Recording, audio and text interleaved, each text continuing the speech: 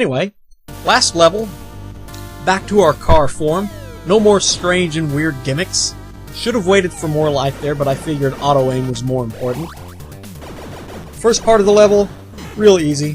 Wide road, just dealing with the barrel trucks. Nothing really too major to worry about here, unless you get cocky. Kind of like I do here, and as I try to nail that little driving turret thingy, whatever it is, with my spiked wheels, but I failed at that miserably. Now, unlike the first stage when the stop sign pops up, you actually have to stop here. So yeah, be very careful. Takes you over to a little bit narrower of a road, and this is about the halfway mark, I guess you could say. And things are about to get very, very hard. Now, like I said in the first level, you want to pay attention to the signs, because up here, we're going to have a lot of jumps, and wherever the jump sign appears on the screen is where the ramp is. So that's a good clue right there. Now, also, if you've got your full-powered car, you're going to want to slow down just a little bit up here on this next part, because if not, then you'll overshoot the next middle platform and you'll fall down a giant hole. Very bad. You'll see what I mean here. Now, of course, as you guessed, those spikes coming out of the wall there on the road are insta-killers. Very technical part of the stage here. As you can see, the road's getting eaten away. Best strategy? Stay right in the middle and hope you have enough life to make it through, because you are going to get hit some. Now, like I said, that first jump back there that I jumped over the second pillar there, had to slow down a bit or I would have over-jumped it. Now here you can pump it up to full speed and you can actually jump across that center platform there, as you can see, and land on the other one. Very handy indeed. Don't run over those eyes. This is the last part of the level, by the way. Don't run over those little eyes on the floor, because they trigger an insta-kill trap from those, like, battery-looking things on the side there. I trigger one up here so you can see what I'm saying here.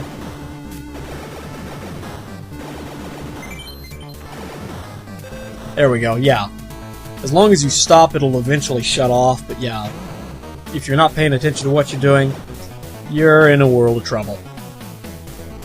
Now here we have our little boss rush thingy, and I remember as a kid I was able to, one time, stack all three of these cars on top of each other, but I don't have so much luck here, and I also found out that there is a way to get rid of the cars without destroying them. Push them off of another car. Fuck it. I just decided to get the life and go on. Enough games. The blue tank. The blue version of the second boss. The only difference is he shoots a lot more crap at you, and he has a lot more health. Still need to use the same strategy that you used on his original form here. Take out the turrets as soon as you can. That way you can carry on the battle and get this over with as quick as possible. As long as you've got your fully powered car, even this guy with his extra health and extra defense goes down nothing flat. Lickety-frickin' split. However, in this form, he shoots out 6 missiles instead of the 2 that the original boss shot out, so you're going to want to focus on destroying those first. No need to take any extra hits if you don't have to, right? Still has the same suicide attack, but like I say, don't be an idiot and drive your car in front of those things. Simple to avoid. And the game is somehow generous enough to give us another power-up car after each boss we defeat. Now there's only one more before the final boss, and it's an upgraded version of the Stage 4 boss, who's a lot faster, a lot more aggressive in his movements. Same attacks, just, like I say, more aggressive. Now this one, it's very easy to get pinned up against the side of the road with this guy. So you're going to want to probably settle for circling around him and hitting him when you can. Don't be as reckless as I am here, because that's very dangerous. Especially when he's firing off that little laser there. Now this part is a little more difficult because he moves back and forth a lot faster. Has about the same amount of health, but still, as long as you've got a little over half health yourself, you should be able to take him out no problem. Granted, you have your full-powered car. And with that out of the way, and our last little power-up vehicle here, we start the final boss. It even gives us a catchy new little tune to go along with it. Now, I'm not 100% sure what this boss is supposed to be.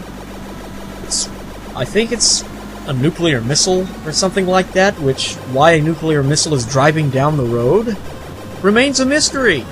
Although it could be a lunar module too, with that little thing up top. But then again, why a lunar module would be driving down the road is a mystery in itself.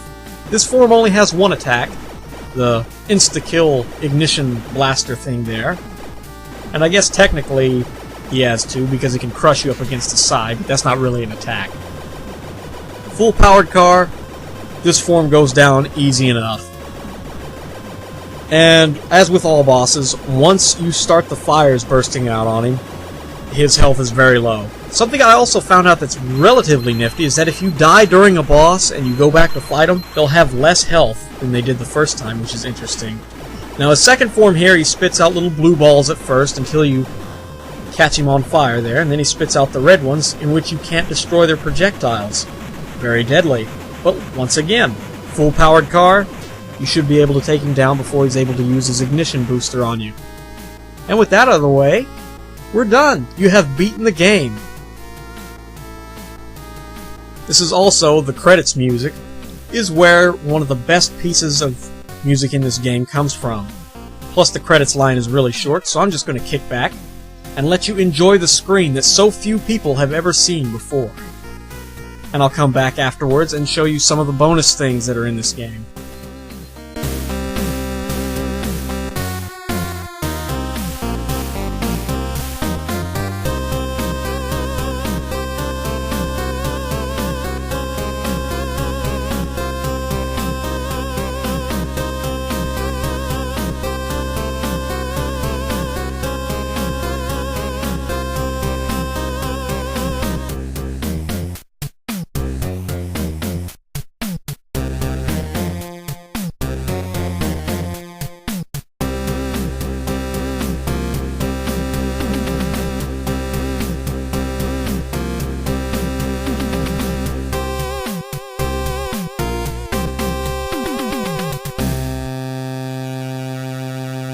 See, that's one of the quickest credit lines in history right there, but really good music. Now, bonus number 1. If you get a game over, hit the A button on the continue screen here to make your turret point straight backwards, and then hit start. You'll be taken to this Hyper Pong, or Hyper Tennis, game. Now, this is just Pong with a little bit of a twist here. Starts off slow, and your objective, as you can see, is to get your opponent, the computer, to miss 9 times. Now, the catch is that the ball gets faster and faster the longer you play, and that little center thing that you just saw there, that never manages to catch it on the opponent's side. It'll always catch you for some reason, and that makes it very, very challenging. There we go. See, that's the worst shitty luck you can have right there. Now, if you can manage to beat this thing, which it's actually a lot harder than it looks, then you'll get 20 lives when you start over the new game, which is always handy, but, like I say, it's kind of hard to beat this thing. As it gets faster, so does the the computer's paddle, and, yeah, it's, like right now I've got double his score on him, and it's looking pretty good, but things are about to change very, very quickly. Somehow he's doing very well, and I don't know what I was thinking there. I just let it go right by me, but that's alright, we're doing good. Got him. And this is what it likes to do. If the ball gets caught over here, and that little line comes up when it's moving this fast, you're pretty much fucked. Yeah, fuck that game. That game sucks. But if you manage to beat it, like I say, you get 20 lives. So anyway, on to bonus number 2, which you access at the title screen by inputting the code. Actually, you hold A, B, select, and then press start, which will take you to this nifty little roulette thing, in which you can get anywhere from 0 to 12 lives, and it's totally random, by the way. We managed to get 11 because naturally we're not playing through again, so it gives us pretty much the most we can get. But that leads us into bonus number 3. Anytime during the game, pause it, and then input this code. Up, up, B. Right, right, B, down, left, left, A, start. And you get your quasi-ultimate car there, which is only lacking 1 power-up from everything, so yeah, you may as well just call it your ultimate car. And that's it for Let's Play Super Spy Hunter. Now, I hope you all enjoyed, but even if you didn't, then still I hope you go and at least try this game, because it's definitely worth it. Believe me, you won't be disappointed with the game. And remember, if you have trouble beating it, just use those secrets I showed you and you will get through it eventually. So in closing, I leave you now with a short clip of why the ultimate car is so badass in the first level. So, VIOLA!